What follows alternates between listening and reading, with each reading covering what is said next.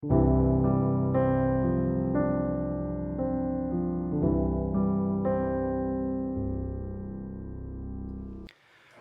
모두 사람을 만날 때 첫인상을 갖습니다. 누군가를 처음 보았을 때 그 사람의 옷차림을 보고, 말투를 보고, 태도나 사회적 지위를 통해 그 사람을 판단하려는 경향을 가지고 있습니다. 이것은 매우 자연스러운 인간의 반응처럼 보입니다. 다 그렇지 뭐, 그렇게 보는 거지 뭐. 그런데 오늘 본문은, 오늘 성경에서는 매우 충격적인 말씀을 하고 계시는데, 차별은 단순한 실수가 아니고 죄라고 말하고 있습니다. 차별은 예수 그리스도를 믿는 사람에게 있을 수 없는 일이라고 선언하고 계시는 장면이 오늘 본문 말씀입니다.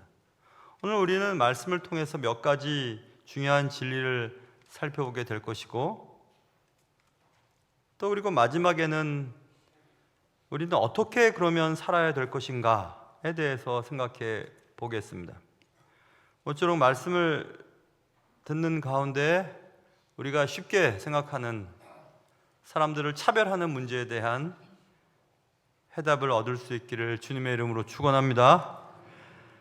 첫 번째 우리가 생각해 봐야 할 것은 1절에 있는 말씀인데요.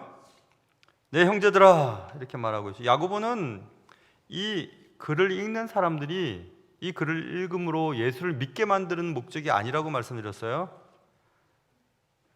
우리가 야고보서를 시작할 때부터 1장 2절부터 보면 형제들아 이렇게 말하는 것을 보면 여기저기 흩어져 있는 그리스도 공동체에게 주는 말씀이에요. 그래서 그리스도인들이 어떻게 하면 잘 살 수 있을까에 대한 이야기라고 말씀드렸습니다. 그래서 야고보를 시작하면서 우리는 살아내는 것에 관하여라고 하는 대주제를 가지고 본문을 보고 있는데, 그래서 얘기하는 겁니다. 형제들아, 자 지금 말하면 그리스도인들아, 교회 다니는 사람들아 라고 얘기하면서 뭐라고 얘기하냐면, 우리 주 예수 그리스도에 대한 믿음을 너희가 가졌다, 그러니 사람을 차별하여 대하지 말아야 된다, 이렇게 얘기하고 있습니다. 결국 차별과 믿음이 함께 양립될 수 없다는 얘기를 지금 하고 있습니다. 여기서 차별하여 대하지 말라라고 할 때 차별은 원어에는 복수형으로 쓰여 있답니다. 그러니 여러 가지 차별들이라고 번역하면 되겠죠. 예수 믿는 사람들은 여러 가지 차별들을 하면 안 돼, 이 얘기를 하는 겁니다. 오늘 우리는 2절부터 보면 경지적인 외형상 부유해 보이는 사람들을 향한 차별에 대해서 국한된 것처럼 보이지만, 실제로 우리는 다른 사람을 차별하는 방식들이 여러 가지가 있습니다. 저는 차별에 대해서 좀 관심이 많은 사람입니다. 그래서 가끔씩 설교할 때 차별에 대한 얘기를 했던 기억이 나는데, 이참에도 한번 얘기를 나누고 지나가야 될 것 같습니다. 여러 가지 차별들에 대해서 현대 우리가 살아가고 있는 오늘날, 오늘 본문에 나와 있는 경제적인 차별, 계급 차별이라고 얘기하죠. 클래시즘이라고 얘기해요. 클래시즘. 클래스는 어떤 학급이잖아요. 어떤 계급. 그래서 계급 차별이라고 한국말로 번역할 수 있어요. 어떤 사람이 학벌이 좋아, 학벌로 인한 차별이 쉽게 일어나죠. 요즘에는 거주지로 인해 낙인을 찍고 차별하는 경우도 있답니다. 제가 오래전에 2002년도부터 3년 반 동안 사역하던 교회는 성남에 있었던 교회였거든요. 경기도 성남시 중원구도 있고 분당구도 있고 있어요. 근데 분당구역 사람들은 우리를 성남 사람이라고 얘기하지 말아달라고 얘기합니다. 당대에 천당 다음으로 좋은 곳 분당에 산다고 얘기하면서 성남 사람인 것이 굉장히 못마땅하게 느껴졌던, 그래서 구성남 주민들은 성남을 떠나 분당에 사는 것이 목적이었는데, 그런데 분당도 성남이었거든요. 너희 어디 살아? 성남 살아. 그래? 성남 어디 살아? 분당에 살아. 그리고 어디 살아? 난 성남, 옛날 성남에 살아. 이렇게. 너 어디 살아? 아파트에 살아. 자가야? 아니면 전세야? 임대냐? 뭐 이렇게 얘기를 하는. 그게 뭐가 중요합니까? 근데 그것 때문에 애들이 기도 죽거든요. 그래서 임대 사람들 이쪽으로 못 지나가 문을 닫기도 하고. 뭡니까 도대체? 무슨 문제가 일어난 거죠 우리에게? 차등적인 서비스도 말할 것 없죠. 돈만 주면 이제 기다리지 않아도 놀이동산에 쑥쑥 들어갑니다. 돈만 많이 내면. 돈만 많으면 커튼 딱 친 곳에서, 넓은 곳에서 비행기 여행도 할 수 있어요. 차등적 서비스가 보편화되어 버렸어요. 얼마 전에 제 아내랑 그런 얘기를 했는데, 어디 인터넷에서 봤답니다. 그 발레 하는 사람들이 가지고 다니는 예쁜 백이 있다네요.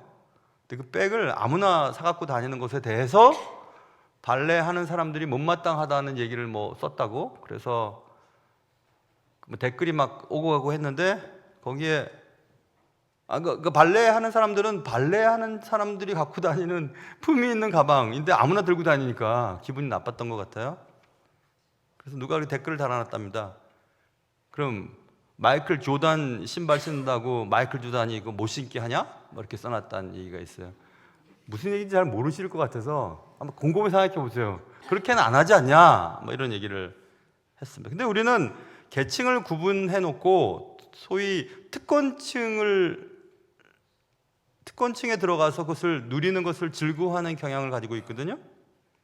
고용 형태도 마찬가지죠. 직장 다녀. 너 정규직이냐? 비정규직이냐? 계약직이냐? 이것을 가지고 사람을 평가를 내리거든요.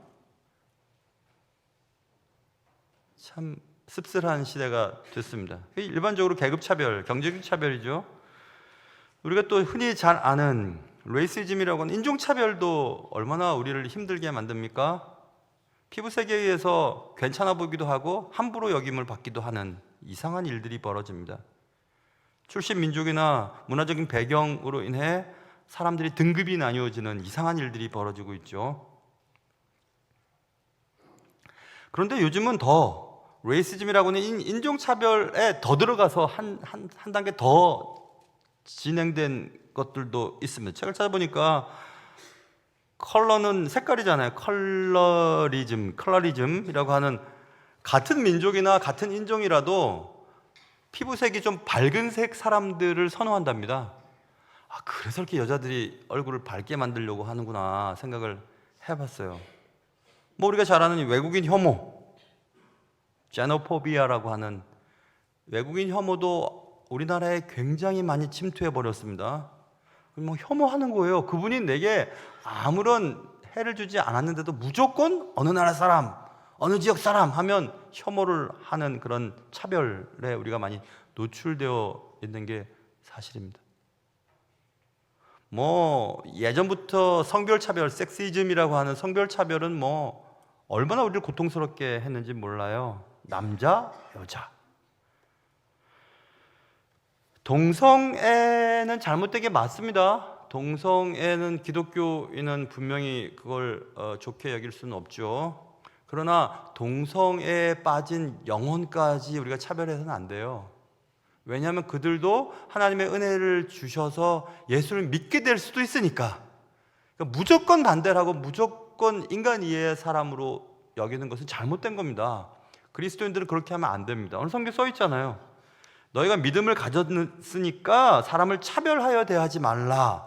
이 차별에서 이건 제외야 라고 써 있는 게 없잖아요.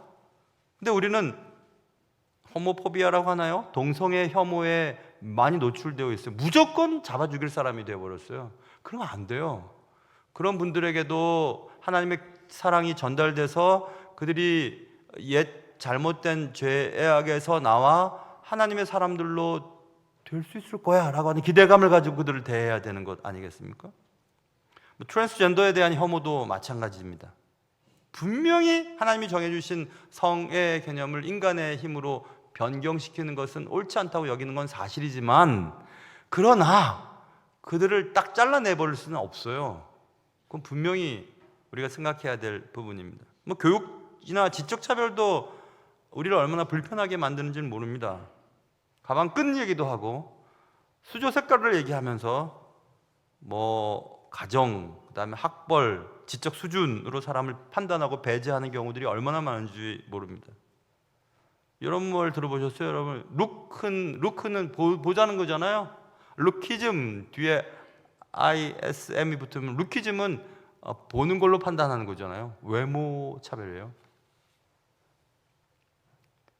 그래서 우리는 외모를 좋게 만들기 위해서 복장을 비싼 것을 두르고 입고 그렇게 하는 것 아니겠습니까? 루키즘에서 또 하나 진보된 개념이 또 있더라고요. 여러분, 사이즈는 크기잖아요. 사이즘이라고 하는 게 있더라고요.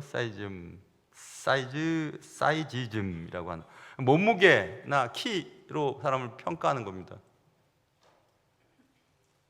키가 크면 멋있어. 키가 작으면 아니야. 뭐 몸무게가 뭐 적당해야지. 몸무게가 과도하게 뭐 많이 나가 하면서 우리를 판단하는 겁니다. 그래서 몸무게가 많이 나면 게으를 거야. 키가 크면 멋있을 거야. 안 그렇잖아요, 여러분. 너무 많아서 제가 조사하다 보니까 이렇게 우리가 사람을 차별하는구나. 우리 그리스도인들에게 잘 넘어가는 거 종교적 차별이죠. Religious discrimination이라고 하는 종교적 차별, 편견. 나 그리스도인입니다. 예수 그리스도 말미암지 않고는 천국에 갈 수 없습니다. 난 믿습니다. 저는 그거 믿어요. 오직 유일한 구원의 방식은 예수 그리스도를 믿는 게 맞아요. 그런데 다른 종교를 갖고 있는 사람들, 저 사람들은 아예 우리가 상대하지 말아야 될 사람으로 여긴다면 전도는 어떻게 해야 합니까? 그들이 예수를 만날 수 있는 기회조차 박탈시키는 것은 옳은 태도가 아니죠. 근데 우리는 종교적인 차별을 갖습니다. 어느 종교를 가진 사람은 미개해, 지적으로 모자라, 이렇게 여기는 것 잘못된 거죠. 너무 많습니다. 나이, 에이지즘이라고 하는 나이로 인한 차별. 아유, 저 사람 나이가 70, 80, 아유, 숨만 쉬어. 아무짝에 쓸모없어. 그렇게 얘기할 수 있습니까? 반대로 너무 어린아이야. 네가 뭘 아냐? 내 말 들어야지 라고 윽박지르는 거. 그 나이로 인한 차별 분명하죠. 그러면 안 되는 겁니다. 믿음을 가진 자는 그렇게 하지 말라라고 분명히 써 있습니다. 능력에 대한 차별은 이미 예전부터 있었습니다. 에이블, 할 수 있고 할 수 없고 하는 에이블리즘이라고 하는 능력 차별. 능력 차별은 신체적인 것뿐만 아니라 감정적인 것도 포함되어 있습니다. 이것을 할 수 있는 능력이 있고 없고. 아니, 휠체어를 타고 다니는 사람은 계단을 못 오르는 거잖아요. 그럼 계단을 못 오르는 사람은 못 가진 자고 능력이 없는 자니까 차별을 받아야 되나요? 그렇게 하면 안 되는 겁니다. 좋은 나라면 누구든지 다 자유롭게 움직일 수 있도록 해줘야 되는 게 맞는 게 아니겠어요? 그런 차별이 왜 일어나는 것일까? 등등등 너무 많은 차별들이 우리 속에 있는데 그런 차별이 왜 일어나는 것일까?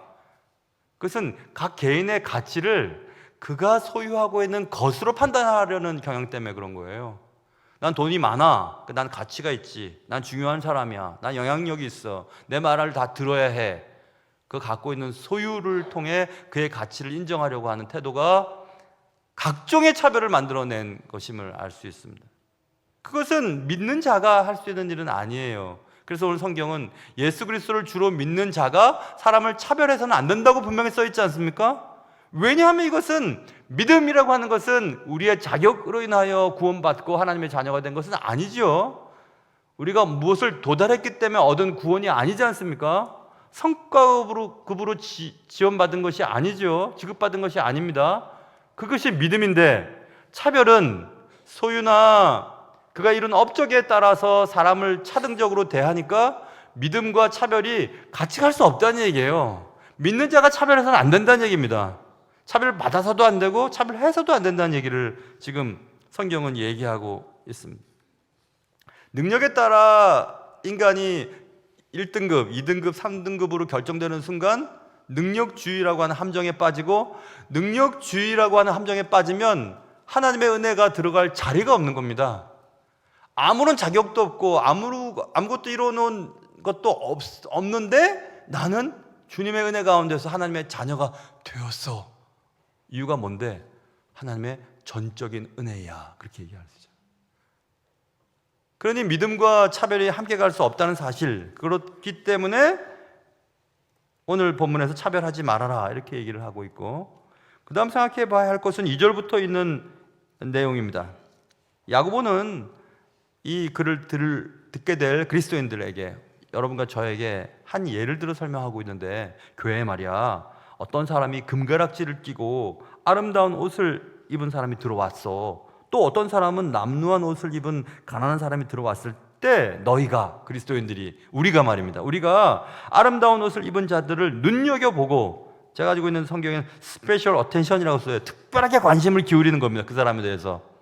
저 사람은 무슨 차를 타고 왔어? 저 사람은 어디 살아? 저 사람은 직분이, 사회적인 지위가 이렇대 라는 것을 우리가 들었어요. 그래서 그 사람을 눈여겨보는 겁니다. 보고 있어요. 그러나 남루한 옷을 입고 가난한 사람이 들어왔을 때는 쳐다보지도 않는 거죠. 그러면서 거기 비키라고, 거기 서 있든지 아니면 내 발등상 아래 저기 쭈그리고 있으라고, 이렇게 얘기를 하는 겁니다.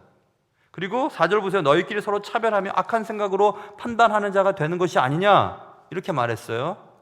자, 그런 일이 벌어졌습니다. 교회에서. 그런 일이 벌어졌을 때의 교회 공동체는 병들어가고 있는 겁니다. 왜냐하면 악한 생각이 그 교인들에게 자리 잡았거든요. 그 악한 생각은 그들이 소유하고 있는 것을 가지고 중요한 사람이야, 저 사람은 중요치 않은 사람이야 하고 결정을 내버리면서 교회에 받아들이고 있잖아요. 그러니 교회가 점점 병들어가는 겁니다. 세상적으로. 이런 것들은 우리의 역사 속에서도 많이 배울 수 있어요. 간디는 세계적으로 존경받는 사람이죠. 비폭력 대단한 분이에요. 틀림없어요. 물론 요즘에 그가 지난 사후 시간이 많이 지난 다음에 그의 개인적인 도덕적인 문제에 대해서 거론하는 분들도 있긴 있지만, 만약 간디가 예수를 믿고 그리스도인이었다면 어떻게 되었을까, 이런 생각도 해볼 수 있습니다. 왜냐하면 간디의 자서전에 이런 얘기가 나오거든요. 그가 남아프리카 공화국에 갈 일이 있었었는데 거기서 성경을 우연히 읽게 되었답니다. 특별히 산상수훈을 읽다가 내가 지향하는 목표와 예수가 얘기했던 그 생각이 일치되는 것을 보고 교회에 갔답니다. 그게 자서전에 나왔어요. 교회에 가서 교회문을 열고 들어선 순간 교회 공동체, 그 당시만 해도 남아공이 인종차별 때문에 완전히 나누어져 있을 때 아닙니까? 그 교회 사람들이 인도 사람이 들어오니까 저쪽 어디 구석으로 가든지 아니면 너희 동족에게로 가, 이렇게 얘기를 했대요. 너희 동족이 믿는 그쪽으로 가라는 겁니다. 그 말 듣고 간디가 너무 실망을 했대요. 그래서 그의 책에서 이렇게 썼습니다. 나는 예수를 사랑한다. 그러나 그리스도인들은 싫어한다. 왜냐하면 그들은 예수를 닮지 않았기 때문이다. 그리고 예수를 안 믿기로 결정을 했답니다. 왜 그런 일이 벌어지는가? 차별이죠. 거기선 인종적 차별이죠. 왜 우리는 부자를 더 존중하려고 할까요? 그 사람이 우리에게 도움을 줄 수 있을 거라고 막연한 기대를 하고 있는 것 아닙니까? 그 사람이 영향력이 있기 때문에 그런 것 아닐까요? 교회마다 높은 어떤 정치적인 영향력을 있는 사람이 있으면 앞자리에 앉습니다. 시간이 되면 나와서 얘기도 하라 그럽니다. 왜 그러죠? 뭐하러 그렇게 하는 거죠? 그런 분들이 교회에 왔으면 교회 지지도가 인지도가 올라가는 겁니까? 그것을 기대하는 건가요? 그것은 성경에서 사람은 외모를 보거니와 하나님은 중심을 본다고 하는 말씀을 전혀 우리가 안 따르는 것 아니겠습니까? 저 사람은 교회에 유익이 돼, 저 사람은 교회에게 유익이 될 것 같지 않아 라고 결정을 내리는 순간, 그것은 믿는 사람들의 공동체의 생각이 아니고 그것은 계산하고 있는 사람들이 모여있는 집단이 되어가는 겁니다. 사랑으로 모여있는 교회 공동체가 아니라 이기심이나 이득을 따지는 그런 집단으로 변화되는 것, 그래서 교회 공동체가 병들어가고 있다는 얘기를 하였던 것입니다. 세상은 부자를 존중하는 것 사실입니다. 세상은 성공한 사람들을 존중합니다. 귀하게 여깁니다. 그런데 예수님은 그렇게 하셨나? 예수님을 따라다니는 사람이 예수를 믿는 사람이라고 하는데, 그리스도인이라고 하는 것은 그리스도를 닮은 사람들이 그리스도인이라고 하는데, 그러면 그리스도인인 우리는 그리스도가 어떻게 했는지를 살펴봐야 되는 것 아닐까요? 심히 부자라고 쓰여 있습니다. 누가복음에 심히 부자인 젊은 청년이 예수님을 찾아왔습니다. 예수님께서는 그가 심히 부자였는지, 그가 높은 지위에 있는지 그런 조건에 의해서 아무런 감동을 받지 않으셨습니다.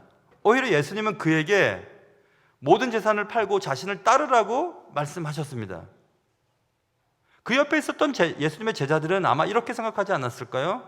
예수님, 저 사람이 만약에 우리 공동체의 후원자가 되면 우리는 선교하는데, 전도하는데 굉장히 큰 힘을 받을 수 있을지도 몰라요. 저 사람이 만약 우리와 함께 한다면 우리를 힘들게 하는 자들을 정치적으로 여러 가지 방법을 통해서 우리에게 좋은 영향력을 줄 수 있을 줄 몰라요. 그러니까 귀하게 여기고 받아들이셔야죠. 이렇게 생각하지 않았을까요? 만약 지금 우리라면. 이것이 바로 우리가 경계해야 할 생각입니다. 교회 안에 차별이 설 자리가 없어야 비로소 주님이 원하는 공동체가 될 수 있거든요. 왜냐하면 주님은 우리가 가진 것, 우리의 자격으로 인하여 우리를 구원하신 것이 아니고, 하나님은 그냥 우리를 구원하셨기 때문에 그렇습니다. 그래서 교회는 각 개인의 중심을 보아야 합니다. 그 중심에는 하나님의 형상이 있죠. 그래서 교회는 영혼을 바라보고 그 영혼들을 귀하게 여겨야 한다는 것을 알 수 있습니다. 분명히 교회는 세상과 달라야 합니다. 차별이 교회에 들어오는 순간 교회는 더 이상 교회가 아니고 세상과 같은 곳이 되어버립니다. 교회가 병들어 버립니다. 그런 얘기를 2절부터 4절까지 할 수 있고, 5절부터 7절까지 야고보는 이런 얘기를 합니다. 내 사랑하는 형제들, 계속해서 지금 예수 믿는 사람한테 얘기하고 있는 거예요. 저희들에게, 여러분과 저에게 얘기하는 겁니다. 잘 한번 들어봐봐. 하나님이 세상에서 가난한 자를 택하사 믿음에 부유하게 하시고 또 자기를 사랑하는 자들에게 약속하신 날을 상속으로 받게 하지 아니하셨냐? 이렇게 말했잖아요. 그리고 그 다음 절에 도리어 가난한 자를 업신 여기는 부자를 너희는 존경하지 않냐? 근데 부자는 너희를 억압하고 법적으로 끌고 가지 않았냐? 자, 보세요. 당대에 예수님께서는 부자에 대해서 좋은 감정이 없었어요.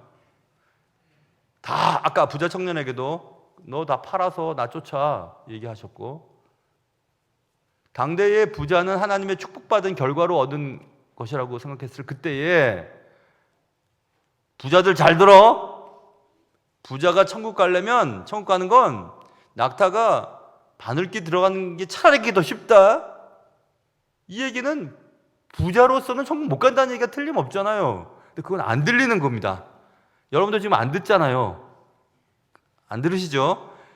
그래서 부자들이 듣기 싫은 겁니다. 그래서 그리스도인들의 반대편에 섰었대요. 그때 야고보가 사역했을 때. 그러니까 그리스도인 공동체에는 부자들이 거의 없었답니다. 부자들은 그리스도인들을 핍박하는 자리에 있었대요. 그래서 여기 있는 얘기입니다. 가난한 자들 업신 여기는 겁니다. 아유, 니네들이 하나님을 믿는다고 너희들 경제적으로 그 정도 살면서, 그리고 법적으로 막 끌고 가는 거예요.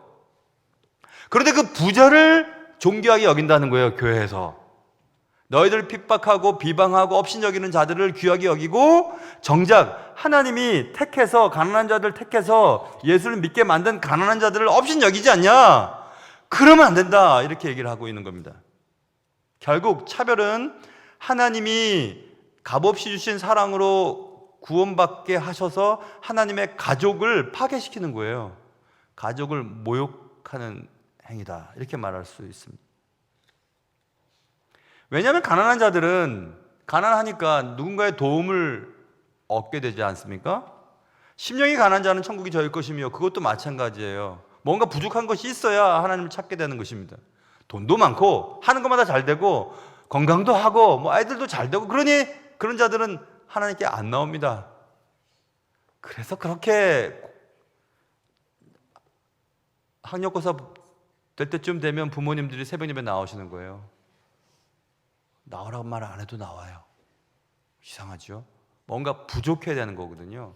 근데 부자는 다 있어요. 요즘 같은 세상에는 돈만 있으면 뭐 생명도 연장시킬 수 있는 지경이 되어 있지 않습니까? 그러니 하나님을 안 찾는 겁니다. 그러니 하나님의 자녀가 될 확률이 낮아요. 그런데 왜 너희는 가진 것을 가지고 소유한 것 보고 그들은 여기 와서 여기 앉으세요 이렇게 얘기하고, 가난한 자들은 서 있든지 말든지 알아서 해라 이렇게 얘기를 하는가라고 얘기를 하고 있습니다. 왜 우리가 차별을 할까요? 그 이유는 단순합니다. 차별하지 말아야 할까요? 그 질문을 던지고 그 대답은 왜 우리가 차별하지 말아야 하지? 그 대답은 단순해요. 예수님께서 우리를 차별하지 않으셨으니까 우리도 차별하지 말아야지. 이렇게 답이 나와야 되거든요. 우리는 자격 없는 자가 마치 충분한 자격이 있는 사람처럼 구원받았어요. 하나님의 자녀가 되었습니다. 무슨 일이 이런 일이 생겼지? 사무엘하 9장에 보면 거기에 대한 해답을 얻을 수 있는 사건이 나옵니다. 어떤 정권이든지 새롭게 정권이 들어서면 예전 정권, 예전에 그랬습니다. 지금은 안 그렇지만, 지금 그런 시대가 아니죠. 지금은 과거에 아주 고대 때 한 왕조를 무너뜨리면 그 왕조의 씨를 말려야지 반란이 일어나거나 자신의 왕권의 유지에 도움이 되지 않아요? 꼭 그러려고 그런 건 아니지만 다윗이 왕이 되자 다윗을 잡아 죽이려고 했던 사울 가문이 다 이렇게 저렇게 해서 다 사라져 버리게 됩니다. 그런데 어느 날 다윗이 한 사람을 그의 식탁에 초대를 하게 되죠. 다윗의 아들들, 왕자들도 다 앉아있는 식탁에 형편없는 사람이 또 두 다리도 쩔뚝거리면서 들어오는 어떤 사람을 발견하게 돼요. 누군지 물어봤더니 무비보셋이라고 했습니다. 그는 사울 왕의 손자였습니다. 그리고 요나단의 아들이었습니다. 다윗은 요나단의 아들인 무비보셋을 왕자처럼 대우하게 됩니다. 무비보셋은 도망갈 때 다쳐서 두 다리를 절었고, 무비보셋은 왕가의 후손이었지만 숨어 지내는 사람이었기 때문에 그가 다윗 앞에 섰을 때 나는 죽은 개 같은 사람입니다 라고 얘기하면서 자기는 형편없는 사람이라고 얘기할 정도의 자존감을 갖고 있었던 사람이었습니다. 그런데 무비보셋이 다윗의 궁궐에서 왕자처럼 여기게 돼요. 무비보셋이 다윗에게 뭐 잘한 거 있었나요? 무비보셋이 다윗의 눈에 들 만큼 대단한 능력을 가진 사람이었나요? 아닙니다. 그것은 단지 다윗이 무비보셋의 아버지인 요나단과 언약 때문이었어요. 맺은 언약 때문이었어요. 네가 왕이 되면, 내 대신 왕이 되면 잘 부탁해. 그렇게 할게. 언약 때문이었어요. 온전히 언약 하나 때문에 무비보셋은 왕자처럼 여김을 받게 됐거든요. 그게 우리가 받은 구원의 결과인 거예요. 구원의 이유였습니다. 하나님이 우리를 보시는 유일한 기준은 하나님이 스스로 맺은 언약 때문이었어요. 우리의 자격이나 능력 때문이 아니었어요.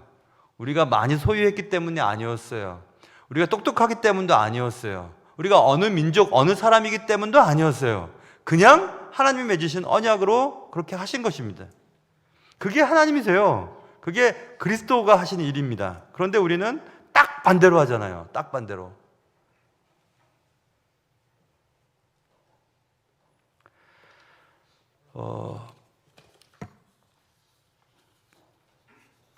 아무래도 제가 이제 목회자니까 또 신학도 했기 때문에 어떤 그런 단체나 또 목회에 도움되는 단체의 멤버십이 다 있어요. 제가 멤버예요. 그래서 많은 어떤 소스를 이메일로 받기도 하고 직접 홈페이지로 들어가서 받기도 하고 그렇습니다. 그 중에 처치 프렌치라고 하는, 그러니까 교회 개척에 대한 어떤 모임이 있어요. 미국 단체인데 거기도 제가 멤버예요. 거기서 이렇게 이메일이 오거든요. 정기적으로 옵니다. 오늘 새벽 예배 마치고 우연찮게 읽지 않은 메일 한번 이렇게 보다가 오늘 본문과 딱 맞는 구절의 제목이 눈에 띄었습니다. 2024년 8월 19일자 칼럼이었는데요. 저한테 이메일이 온 그 아티클 중에서 8월 19일자를 봤어요. 거기에 제목이 눈에 확 들어왔어요. 제목은 이런 제목입니다. Jesus loves the unlovely. 예수님께서는 사랑받지 못한 자들을 사랑하신다는 얘기예요. 그 다음에 밑에 부제가 shouldn't we? 우리도 그래야 하지 않을까요? 이런 제목이었어요. 눈에 확 들어왔어요. 아, 예수님께서 사랑받지 못하는 자들을 사랑하셨는데 우리도 그렇게 해야 되지 않냐? 라고 하는 제목이어서 너무 재밌을 것 같아서 읽어내려가기 시작했습니다. 지은이는 레이 홀렌바흐라고 하는 미국의 그 주말 리더십 세미나 창립자예요. 좋은 책을 한 여러 권, 한 6권인가 썼는데 제가 읽어보지는 못했습니다. 주문하려고 해요. 그분이 이런 얘기를 합니다. 제가 예수님께 끌리는 이유는 이런 겁니다. 단순히 그가 나병 환자를 고쳤기 때문이 아니고, 나병 환자는 보통 돌을 던져서 맞지 않을 정도의 거리로 돌아다녔거든요. 그리고 스스로가 나는 부정한 자라고 외치며 다녀야지 되는 게 율법이었습니다. 그가 스스로 나병 환자라는 것을 얘기해야만 됩니다. 왜냐하면 그렇지 않을 때 건강한 사람들이 나병 환자와 접촉해서 나병이 걸리면 안 되니까. 나는 부정하다라고 외치라고 사람들이 강요할 때조차도 주님은 그 나병 환자를 어루만지셨기 때문입니다. 맞죠? 가나마다 현장에 잡힌 한 여인을 모든 사람들이 돌로 치려고 막 이처럼 나쁜 하면서 막 치려고 할 때 주님은 그녀를 정죄하지 않으셨고, 고발했던 사람들을 향해 너희 중에 죄 없는 자가 돌로 먼저 쳐라 라고 얘기를 했다. 교회 허리가 굽은 노파가 있었다. 우리가 갖고 있는 관점으로 보면 저 나이 들고 허리가 굽고 아이고 건강도 안 좋아, 나이도 많아, 아이고 뭐 경제적으로도 형편, 아유 이렇게 생각할 때 주님은 그 허리가 굽은 노파를 향해 아브라함의 딸아라고 얘기했다. 사람들이 아유 저 나쁜 자, 돈만 밝히는 자라고 얘기했던 세리 삭개오를 향해 주님은 내가 너와 함께 너희 집에 가서 밥 먹을 거야 라고 말씀하셨다. 7 귀신 들렸던 여인, 사람들이 인간으로 취급하지도 않을 것 같은 여인을 부활의 소식을 전하는 자로 삼으셨다. 뭐 그런 얘기를 쭉 쓰면서 하나님의 자비가 심판을 이겼다는 사실을 보여주신 예수님, 그래서 나는 그분을 닮고 싶다. 예수님께서는 제게 사랑받지 못하는 자들을 사랑하라고 가르치고 계시기 때문에 난 예수님 좋다. 뭐 그런 내용들을 쑥 썼어요. 예수님은 분명히 그렇게 하셨거든요. 사람들이 차별하고 배제하고 혐오하고 우리 공동체에서 잘라내고 싶어 했던 사람들을 찾아가시고 만지시고 그를 세우시고 귀한 존재라고 말씀하시고 안아주시고 같이 밥을 먹으셨어요. 그리고 하나님은 예수님은 그를 받아주셨거든요. 근데 우리는 그렇게 안 하지 않습니까?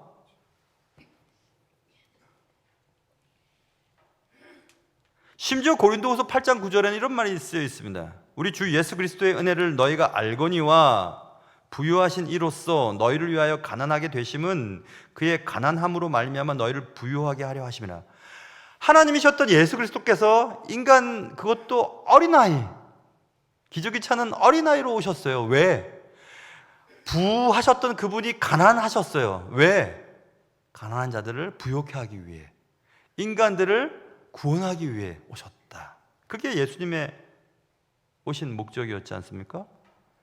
그런 예수님을 믿는 자들이 우리예요. 그런데 우리는 그렇게 안 살려고 해요.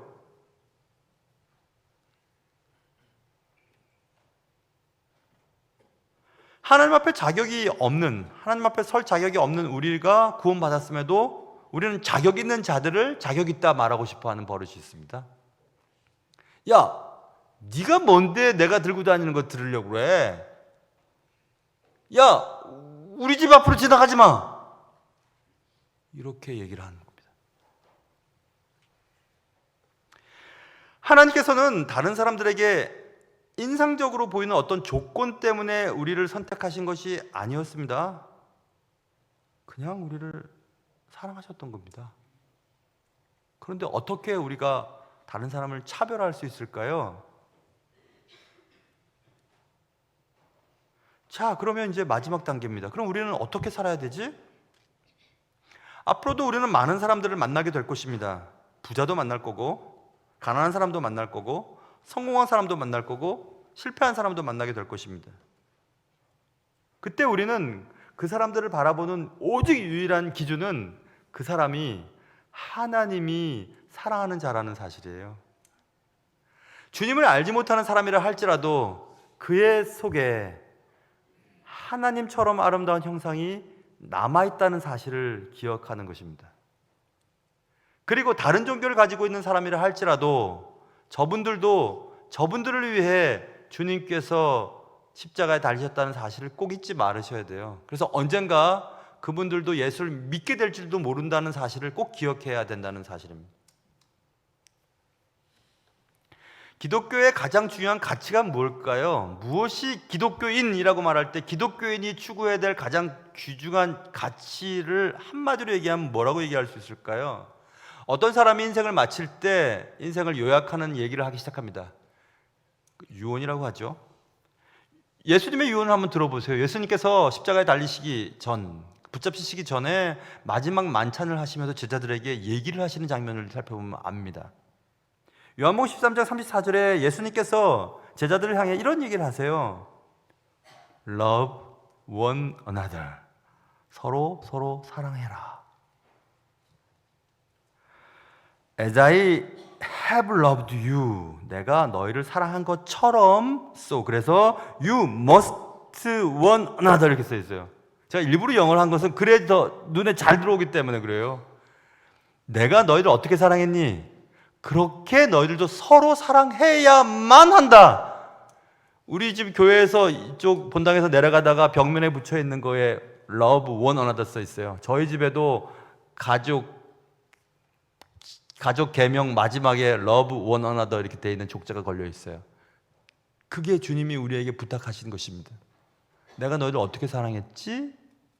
그렇게 너희도 서로 사랑해야 돼.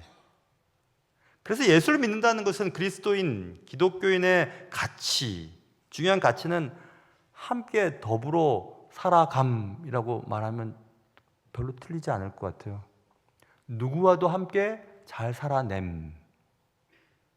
어떤 자와도 함께 마음을 나눌 수 있음. 그게 바로 공동체 아닙니까?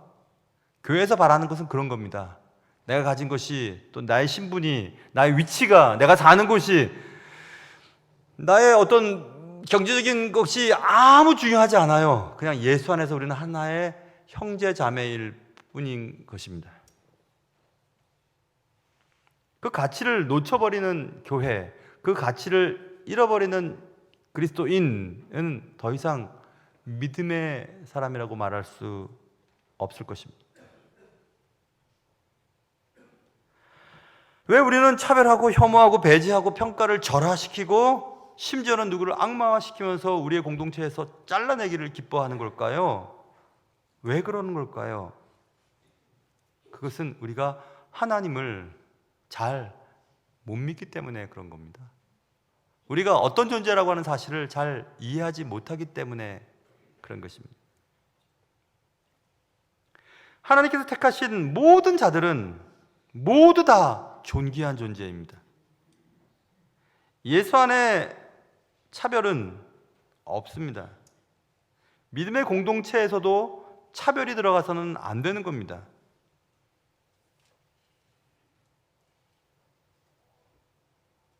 예수님께서는 사람들이 죄인이라고 불렀던 주변인들, 비난했던 자들과 먹고 마시고 나누는 삶을 사셨습니다. 종교나 계층이나 요즘은 젠더라는 말을 쓰죠. 성별, 그리고 장애 여부, 국적, 성적 지향 등 그 어떤 것으로도 경계를 짓고 바운다리를 매지 않으셨어요. 경계를 막 뛰어다니셨어요. 넘어가셨어요. 그리고 모든 인간들과 함께 더불어 잘 살아가는 법을 보여주셨고 또 우리에게 그렇게 살라고 지금도 얘기하고 계십니다. 그렇기 때문에 그 하나님을 믿는, 그 예수 그리스도를 믿는 여러분과 저는 에이, 사람 다 그래요, 아유, 그렇게 말하는 것이 아니고 성경이 말하듯 차별은 죄니까 죄를 짓지 않으려고 부단히 노력을 해야만 더불어 살아갈 수 있을 것입니다.